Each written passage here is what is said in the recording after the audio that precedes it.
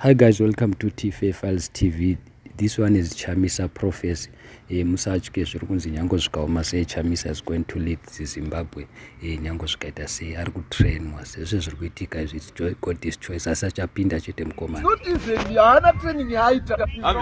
Ndobva anomutsa vavengi ende mukuru wavavengi waiva mukuru wenyika.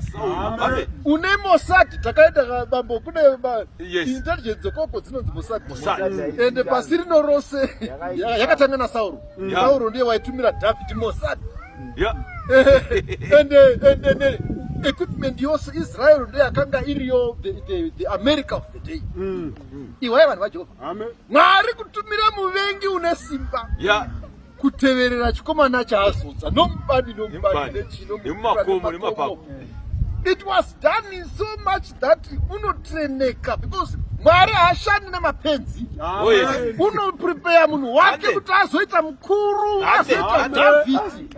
Waiziva kuti Jesu unofanira kuzonzi kumwana waDavhidhi. Waifanira kumanya nebani. Azive mapako ose ari maIsraeri. Nenhamo dzose azive kuti chinonetsa chakadai vatendi vaMwari. Unoda kutunga mambo kudenga kenishman kuchema kuti ngagade chomoria wabunga kuti nhamo iyi counter take 4 you've got to be prepared. Mwari unoda kuprepare munhu wake.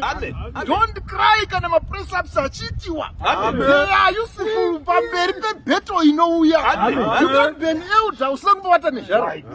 Unoda kuelda niwo usambovata nezhara. So the Lord has to make sure kuti wambovata nayo. Not because Mwari akomboreri.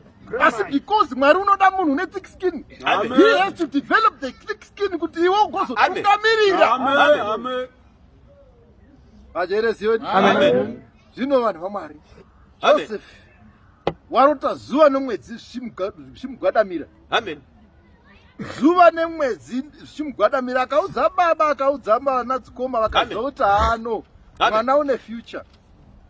Pando pakatangira mahwana ake ipapo. Wazoenda kunesadza zvikanzi vakomana vaiti urayi vakomana. Takaenda kwaIsraeri bambo vanoziva. Akanzi vaiti urayi but haurayiki manje because une mission iri mberi. Asi everything that should have killed Joseph zvakainda muzhira make. Nenhamo dzamunoona dzinofanira kuva muzhira menyu because Mwari wenyu une chokuita nemi mberi. But haazoshandi nevanhu vane mavovo vakakurira kwambuya. Iwe unoda kuzotungamirira kereke uchinzi uri kodhiwe.